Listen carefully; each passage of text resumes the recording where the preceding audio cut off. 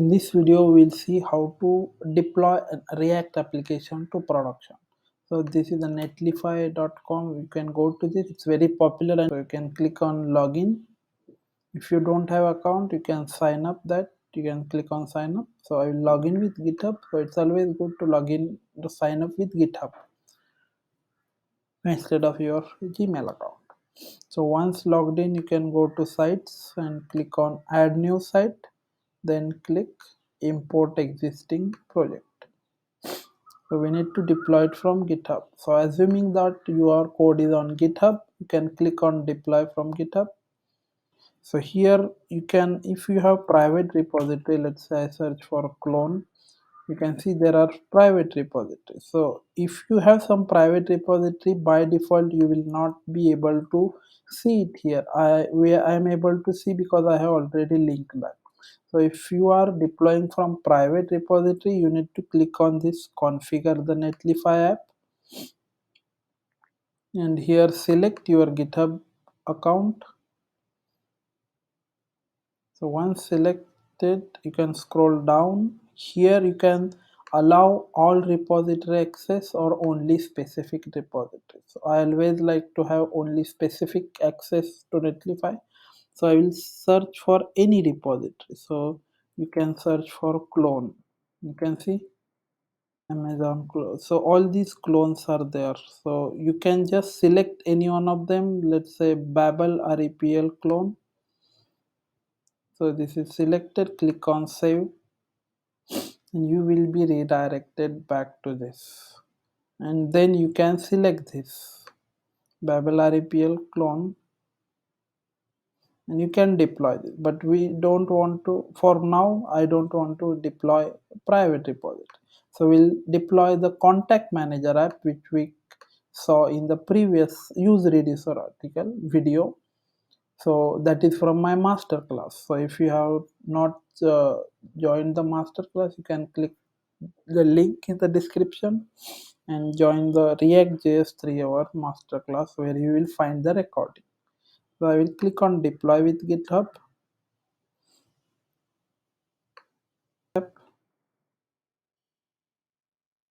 You can see contact app master class. This is a private repository.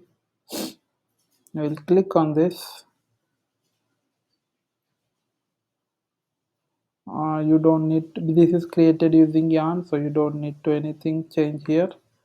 You don't need to change anything. You can click on environment variable. If you have some environment variable, you can enter that, but for us we don't need this. You can directly click on deploy contact type master. You can see site deploy is in progress. So you can go to this deploys tab. You can see it's building, so you can click on this and you will see logs of, if there is any error you can check that here. You can see everything is complete and we are done. So you can click on this preview link. So preview button, you can see our application is live. So if I type mike.com, add contact, validation is working. And this is also, so this is from my React.js 3-hour masterclass. You can check out that. And I can edit anything. Mic at mic 1, it works, and even after refresh it's still there. So I can remove also, it's gone. So but the URL is not looking good, so it's not easy to understand or it's easy to remember. So what you can do is go to site configuration and here change site name. So you can change it to anything you want. So React app master class, I will name it anything. Click on save. So now you can see the site name is changed, React app master class. You can open that. So this is the simple and easy to remember that. And this is how you can deploy your React application to Netlify. The advantage is that if you deploy anything, if you push anything to your GitHub repository, this GitHub repository, it will automatically check and it will automatically republish that. So that's the advantage, and you can check the previous version. So if I go here, you can check how it looks. So there is a preview button. So if I have multiple deploys, you can check each of the deployed previous version also. So that's good. So if something is broken or something is this, suppose this is broken, this deployment is broken, so you can go back to the previous deploy by just clicking on the previous deployment. You can see here lock to stop auto publishing.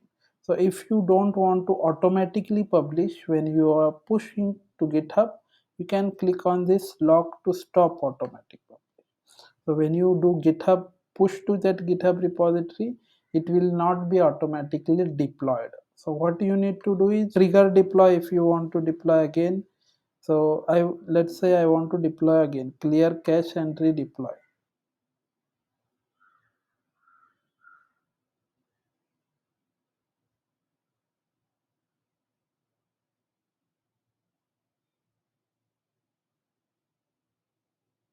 So you can see it's deployed. So if you go to deploy now, you can see you have two deploy. So this was the latest one, but it's not deployed because we locked the automatic deploy. So if you want to deploy this latest one, you can go to this and click on this publish deploy. So this will deploy your latest changes. So that, and now let's me do that. So we will click on this publish and it's deployed. You can see now the latest is published.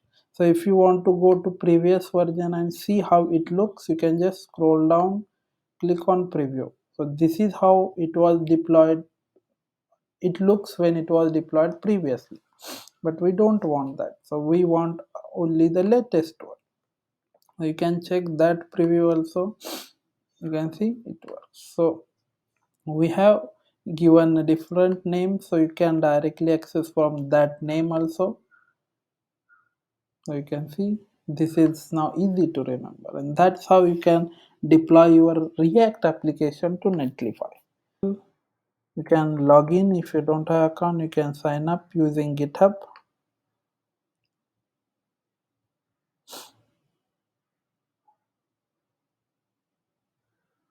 Once logged in, you can click on this add new project,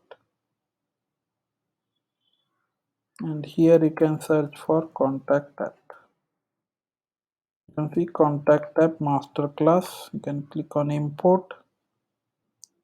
This is created using Vue.js, so it automatically detects, and you can also add environment variables. Now we don't need to do anything, so you can just hit deploy.